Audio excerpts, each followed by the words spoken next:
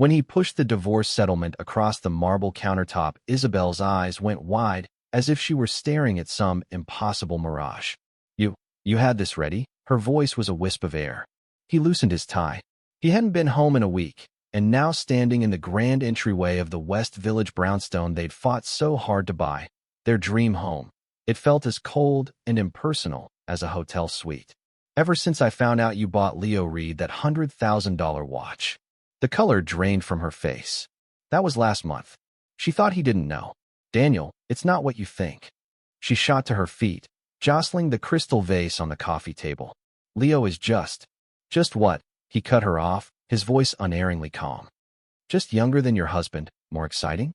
Or maybe—" He picked up his phone and swiped to the photo.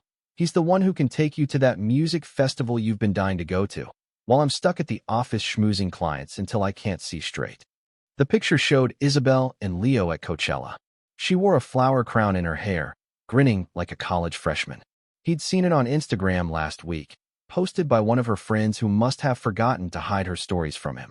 Isabel's lips trembled, her perfectly manicured nails digging into her palms.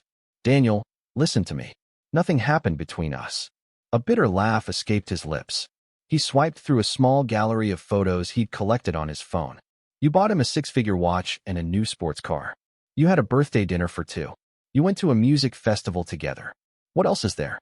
Kissing? Sleeping together? I guess I should count myself lucky I found out when I did, before this got any more humiliating." She looked utterly defeated, sinking back onto the plush sofa. "Daniel, have you ever stopped to think that maybe you're partially to blame for this?" "What did you just say?" He couldn't believe his ears. Isabel, his gentle, sophisticated, reasonable Isabel, was spouting a line straight out of a trashy reality show. "I admit I've been spending more time with Leo lately," she said, her voice rising. "But have you looked at yourself? The man I fell in love with was from a simple background, but he was brilliant. He was arrogant, sure, but he had principles. He wasn't afraid of anything. That's the man I asked out. But look at you now. You grovel and flatter for a business deal. You drink yourself into the hospital for a contract. You have no bottom line anymore. You used to take care of me. You were always there for me. Now you stumble in after midnight, and I'm the one who has to take care of you. Leo, he's not like other guys. He looks a little like you, but his personality, it's exactly like the old you. So you're hanging out with him because he's like me? For Christ's sake, I'm not dead yet," he yelled, his eyes burning. "But the man I knew is gone," she screamed back, louder than him, as if she were the one who had been wronged. "You've changed. You sold your dignity for money. Why did you become this person?" Her words plunged into his heart like a shard of ice. Why did he become this person? His mind flashed back 7 years. They were students at Columbia. She was the daughter of a Fortune 500 CEO. He was the scholarship kid from a working-class family who aced every class. He was cocky, quick to call out any injustice he saw, and he'd walk away from any situation he felt was unfair, no matter who he was dealing with. He guessed that rebellious streak caught Isabel's eye. She started pursuing him, and since she was beautiful and brilliant, he didn't say no. His friends all said he was punching way above his weight, but he felt like the king of the world. She was incredible to him. His modest background didn't matter. For the rest of college, he never wanted for anything. His dorm mates joked that he reeked of smug, romantic bliss. With Isabel's support, he didn't have to work part-time jobs anymore. He spent his time in the lab with his professor, and by graduation, he had a portfolio of valuable patents. A top-tier tech firm came knocking before he even had his diploma.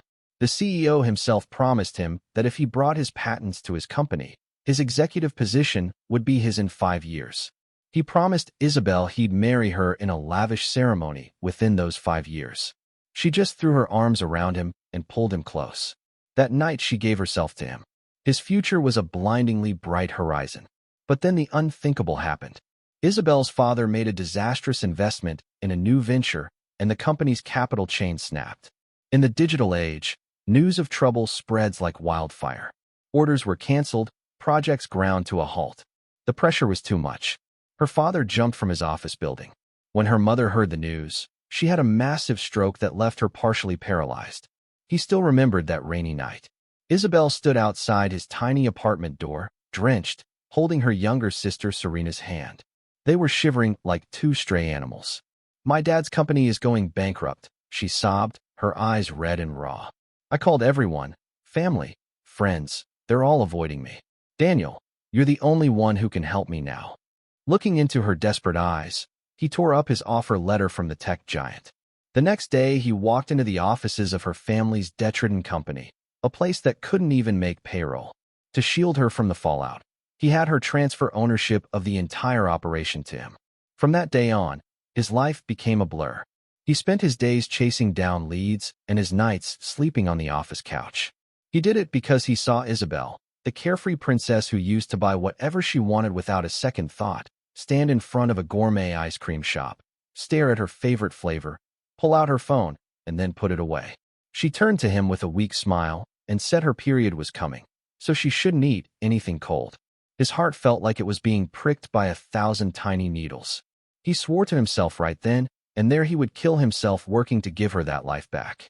From that day forward, he was a different person. To land one small contract, he got thrown out a potential client's office, only to find his home address and show up on his doorstep with a gift basket. After what felt like the 100th time he knocked on his door, the guy didn't curse him out. He actually invited him in. His elderly father had just fallen down the stairs.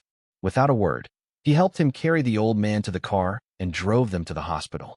The client was swamped with his own work, and it took him 3 days to get back to the hospital. In that time, he stayed with his father, helping him with everything from changing bedpans to spoon-feeding him.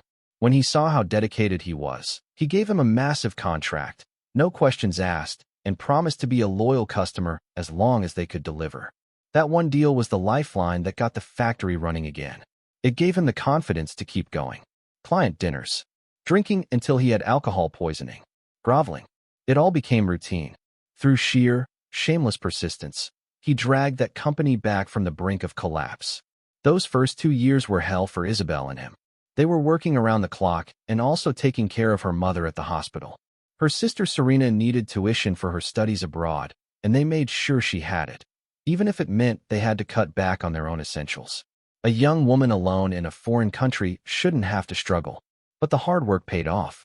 After 2 brutal years, the company was profitable again. That was the year Isabel and he finally got married. The thought of the family they would build, the kids they would have, settled a new weight on his shoulders, and he worked even harder. And now she looks down on him for having no dignity, for chasing money. Of course, she's living the good life again. She's no longer the girl crying in the rain, begging him for help. She's forgotten the shame of wanting something and knowing you can't afford it. Suddenly, his last 5 years of sacrifice felt like a colossal joke. All that groveling, all that grinding, what was it all for? But it didn't matter anymore. Her heart had strayed. He wasn't going to keep a woman who didn't want him. The divorce was happening. He'd been thinking about it all week, ever since he'd left the house. He spent 7 days in hell, feeling like a ghost, but he was through it now. He'd seen things clearly. He calmly picked up the settlement papers she'd thrown on the floor and pushed them back in front of her. Read it over. If there are no issues, sign it. They were getting a divorce. Her eyes were red-rimmed and she looked at him with an exasperated expression, as if he were the one being irrational. I'm not signing. You can fix this flaw of yours and I won't hold it against you. I only feel pity for Leo. You're the only one I love. He let out a cold laugh and shook his head. The only one she loved. She was blind to everything he'd done, yet Leo murmurs a few sweet nothings, gives her a few handmade trinkets, and this heiress melts completely. You don't want me to go after him, do you? And by the way, everything you gave him was bought with our joint assets. His father has cancer and is in and out of the hospital. You paid off his $150,000 in loan shark debt. You've been footing his medical bills for months. If I decide to press the issue legally, he'll have to return every last cent. Hearing this, she looked at him as if he were a complete stranger. Daniel, how can you be so cruel? His family is already suffering so much. His sister is still in college. His dad has terminal cancer. If they stop treatment, he'll die. Can't you have some compassion? Why should I have compassion for a man who's trying to steal my wife? The world is full of sad stories. Go to any cancer ward and you'll find people suffering. Why do you only feel sorry for him? We. She stammered, unable to answer, and tried to change the subject. Anyway, I'm not agreeing to a divorce. You're not thinking clearly today. Go take a shower and I'll give you a massage to help you relax. You've been gone for so long. No thanks. I'm going back to my hotel. He turned and walked out, ignoring her calls behind him. He never expected her to sign today, but he had plenty of ways to make her. His years in the business world hadn't just made him smooth and resilient. They had forged his heart into something as hard as iron. As the old saying goes, you can't make an omelet without breaking a few eggs. If he couldn't be ruthless, he'd be the one who got crushed. If his father would die without the treatments, then he would just have to die. Back at the hotel, the first thing he did was cancel all of Isabel's credit cards.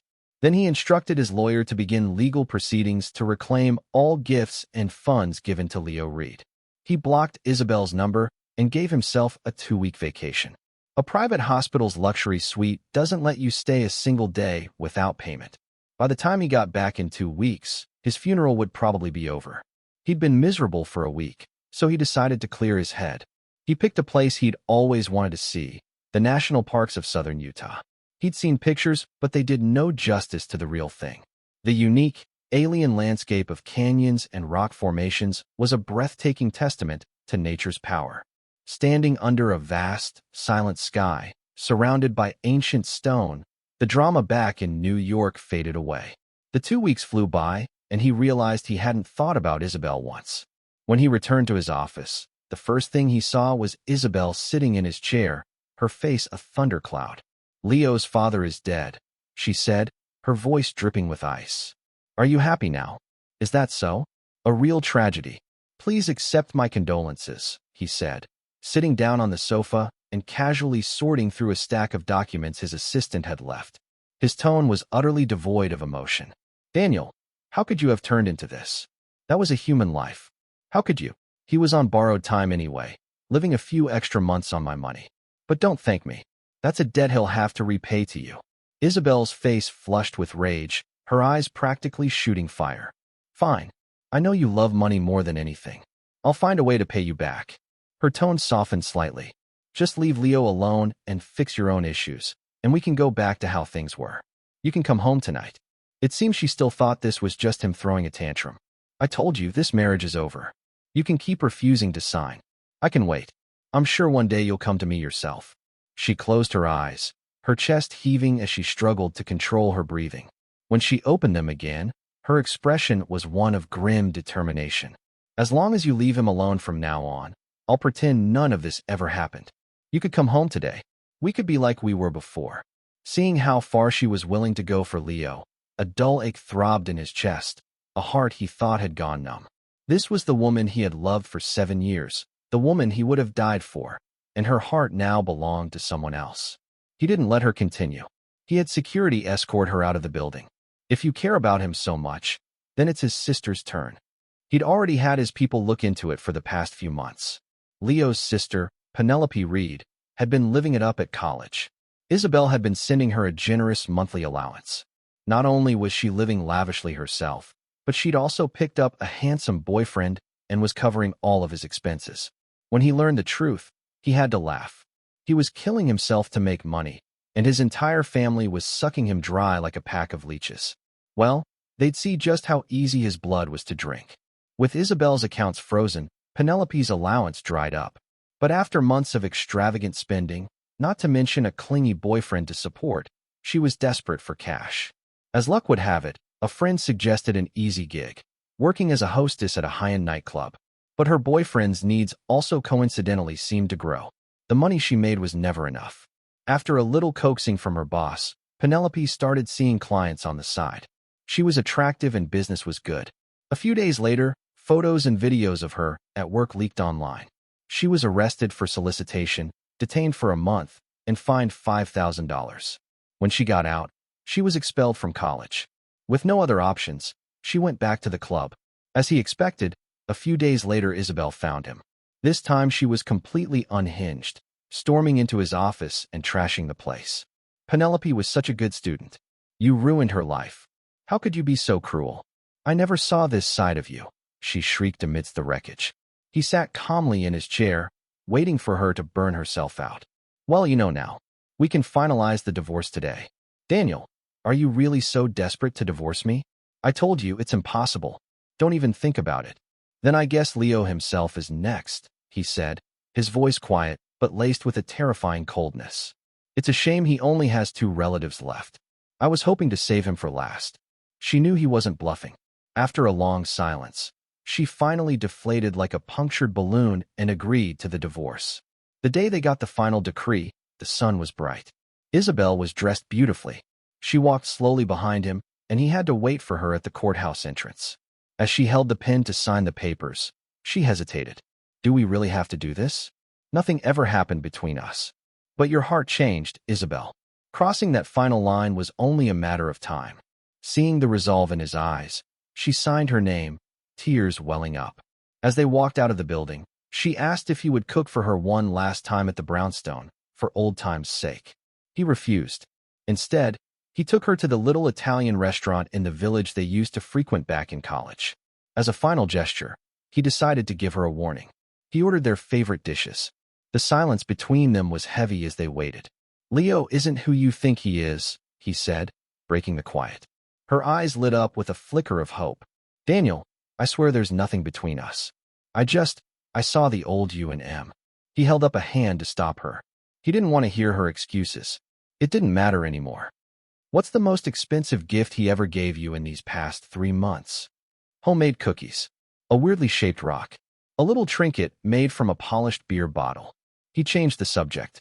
Try this. Tell him you walked away with nothing in the divorce. See how he reacts. Isabel's expression shifted from confusion to disappointment. How did you know? Were you investigating us? But if you investigated us, you'd know nothing happened. I wasn't investigating you. I was investigating him. He's not some innocent kid fresh out of college. He was juggling multiple girls at the same time back on campus. He got through school not only without spending a dime, but he actually made a profit. His food, his clothes, his dates, the girls paid for everything. All he ever gave them were worthless handmade crafts. Seeing the conflict on her face, he knew words weren't enough. You have to show a person the truth. Here's what you do. He leaned in and whispered a plan in her ear. A week later, outside a luxury department store on Fifth Avenue, Leo Reed stood fidgeting in a cheap tracksuit, holding a bouquet of flowers and constantly checking his watch. Been waiting long. What was so important you had to call me here? Isabel said, walking up behind him. Leo's face lit up. She was dressed to the gills, as stunning as ever, a world away from the other girls he'd dated. He swallowed hard and presented the flowers. For you, Isabel. Do you like them? She flinched at the use of her first name. He'd always called her that, and she used to find it endearing. Now it just felt wrong. What kind of flowers are these? I've never seen them in a shop. She took the bundle of scraggly branches wrapped in cheap, colorful paper. I was just back in my hometown yesterday, and I saw these flowers growing on a cliffside. They were so beautiful, I had to climb all the way up there just to pick them for you. Leo's eyes roamed over her, a woman he'd been coveting for months. He'd heard she was divorced, and he'd rushed back to the city overnight to seal the deal with this beautiful, wealthy prize. Today was the day he was going to make his move. Lost in his excitement, he didn't seem to notice the lack of joy on her face. Well, that's thoughtful of you.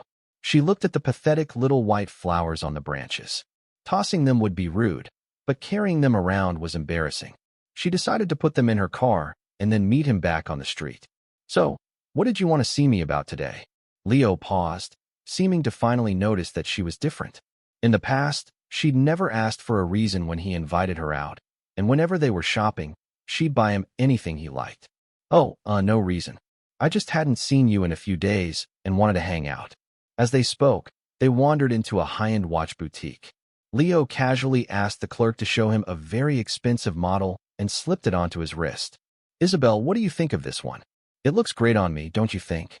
He held his wrist out to her, his face beaming with the innocent avarice of a child demanding a toy. Honestly, the watch didn't suit him at all. His wrist was thin, but the watch face was enormous. It was also incredibly expensive. I already bought you a watch, Isabel said coolly. You're just a medical resident. You can't be wearing a watch nicer than the chief of surgeries. Leo's smile froze. This was the first time she had ever denied him anything. Before, all he had to do was express a desire for something, and she would buy it. Oh, right, I was just trying on. He mumbled, his expression a mix of disappointment and resentment. In the past, one look at that face, so much like a younger Daniel's, and she would have given him anything. As a recent graduate, Leo's social awkwardness had only fed her delusion that he was the real Daniel, while her husband had become a stranger. But after Daniel had revealed Leo's past, she realized she didn't know him at all. And it was true. Every time they met, she was the one paying for everything. He never even bought her a cup of coffee, and she had divorced her husband to defend this man. After a few days of reflection, regret had been steadily growing. "Leo," she said, her voice firm, "you probably heard I got divorced. But what you might not know is that I walked away with nothing. From now on, I probably can't." "What?" Leo exploded before she could finish. "How could you be so stupid? Why would you agree to that? Marital assets are supposed to be split 50-50ths. The company was your family's before you even married him. You should have just given him a payout.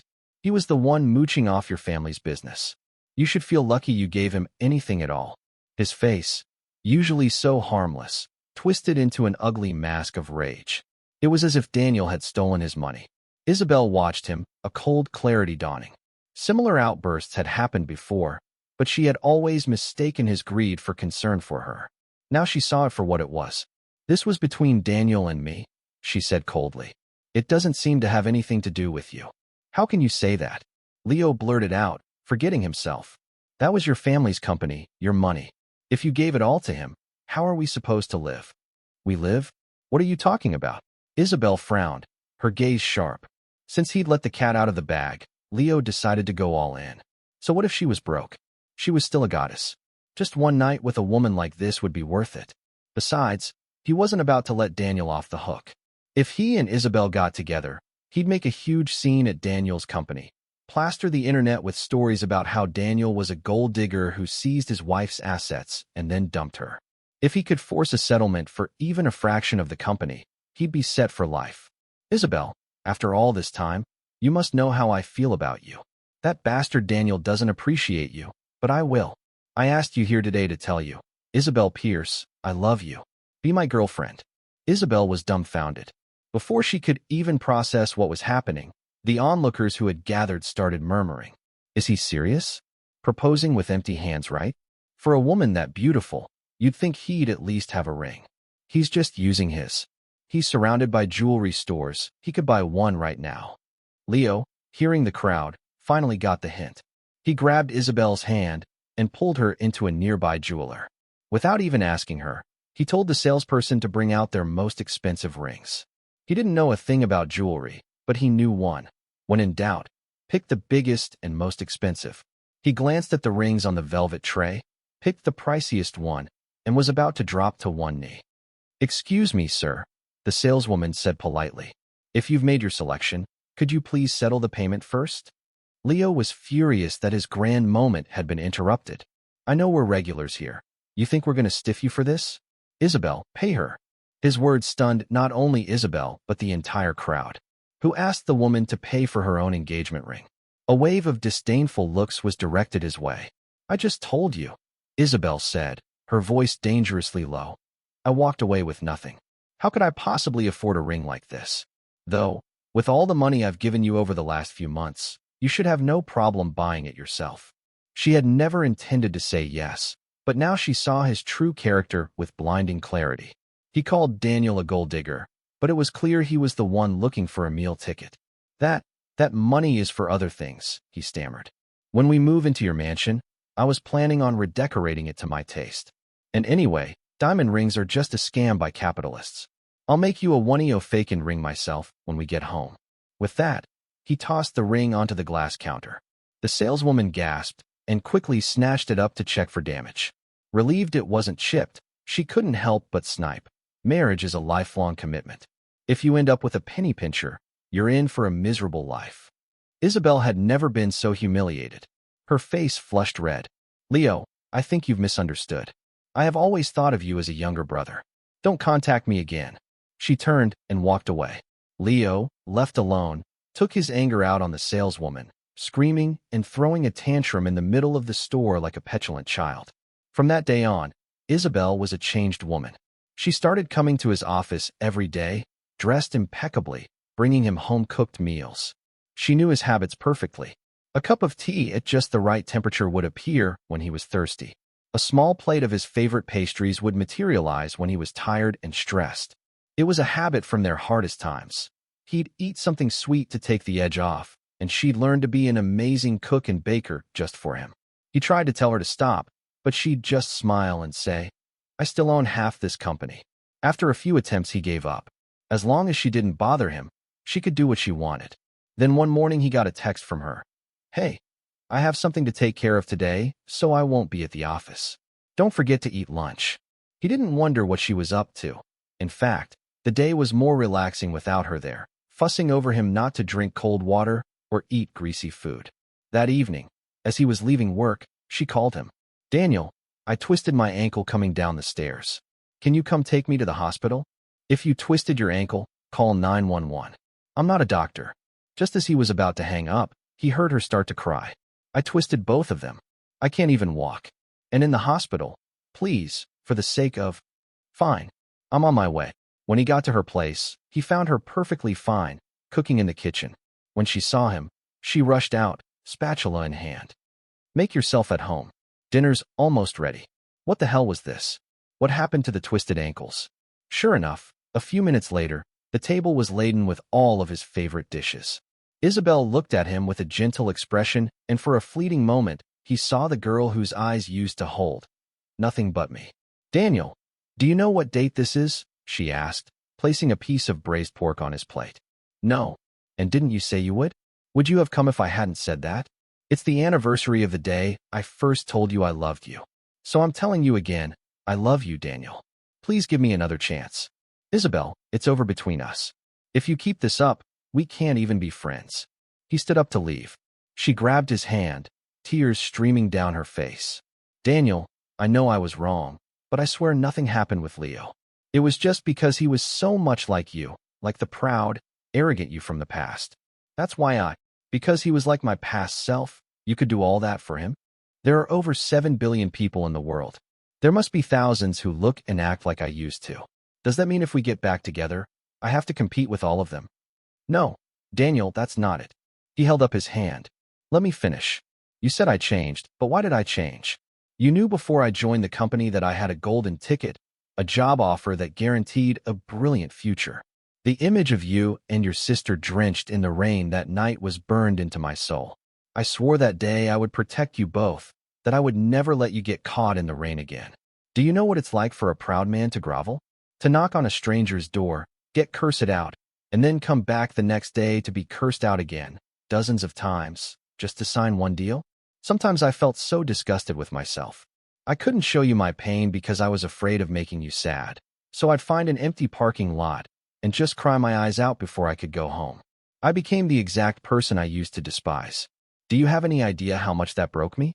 But our lives got better. Your sister is about to graduate and come home. You became a wealthy woman again, with anything you could ever want.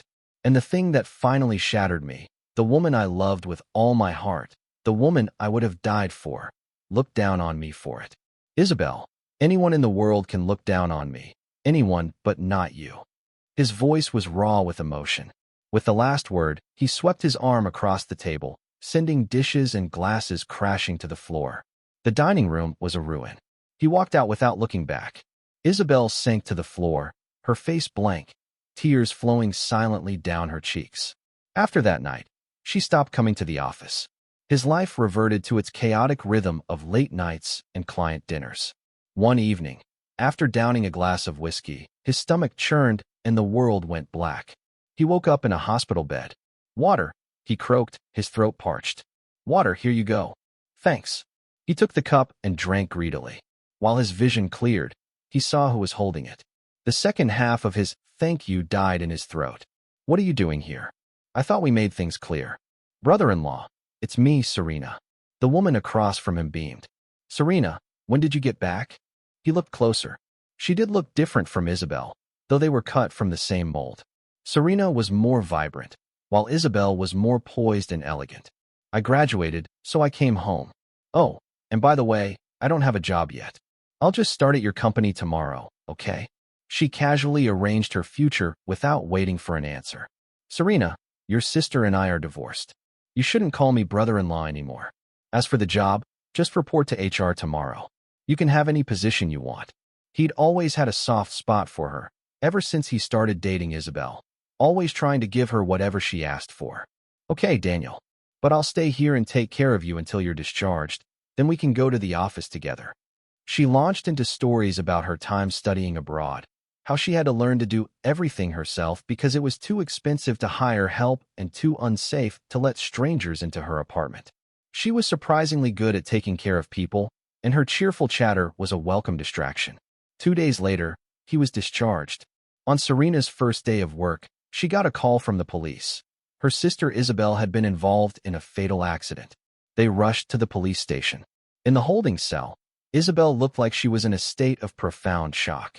Serena ran to comfort her, while he went to talk to the detective. It turned out Leo had been harassing Isabel relentlessly after she'd cut him off.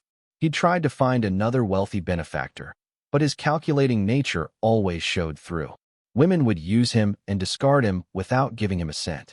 He started to miss how good he'd had it with Isabel and began staking out her home, showing up every day with hand-picked wildflowers to profess his love. She had called building security on him multiple times, so he started waiting for her just outside the complex gates. Earlier that day, he was there again, his eyes glued to the entrance. When a familiar red Ferrari pulled out, he darted in front of it. Isabel didn't have time to react. The car hit him and rolled over him. A terrible scream. Panicked, Isabel slammed the car into reverse, running over him again. Another scream. In a fresh wave of terror, her hand slipped, and she shifted back into drive, lurching forward over his body one more time. This happened over and over again. After a dozen times, Leo Reed finally fell silent. Isabel came to her senses, got out of the car, looked at the scene, and called 911. The investigation concluded that while the first impact might have been an accident, the subsequent ones were difficult to justify as such. She was convicted of manslaughter due to the victim's history of harassment being a mitigating factor, but the horrific nature of the act being an aggravating one. She was sentenced to 5 years in prison. For the first 3 years, Serena and he visited her every month. Isabel would tell Serena to take good care of him, saying how hard it was for a man to work and build a business. The 4th year, he went alone. Serena was pregnant. When he told Isabel, her expression was a complex mixture of emotions, but in the end, she wished them happiness. A year later, Serena gave birth to twin boys. It was around the same time Isabel was due to be released. At the boys' 1-month celebration, she was there. She held them in her arms, her eyes full of adoration. How about your auntie takes care of you from now on? And so she moved into their villa to help them raise the children. She was an excellent cook and a natural caregiver. With her there, Serena and he could focus on their work, their minds at ease.